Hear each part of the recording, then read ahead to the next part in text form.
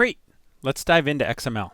Over the course of my career, I've used XML in a number of different data science projects. One of these was working with a large collection of research articles. So just as an example, here's the original Google paper from Brin and Page when they were still grad students at Stanford. Now what I was doing in this project is what's known as citation analysis. In citation analysis, what we're doing is comparing the relative importance of papers based on how many other research articles cite them.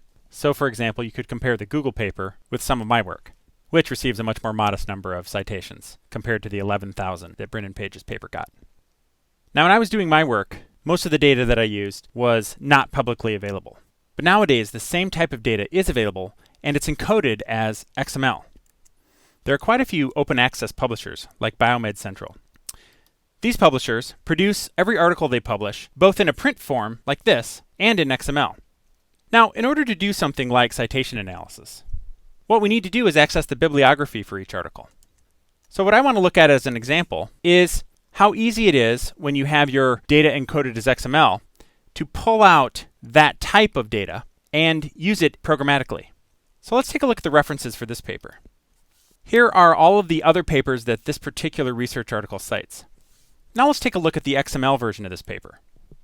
Here is that exact same paper, only here, instead of being designed for reading, it is instead encoded as data. Let's jump down to the bibliography for this paper. And here it is, the very beginning of the bibliography. If we take a look at the print version of the article again, we can see that it does in fact align with what we're seeing here.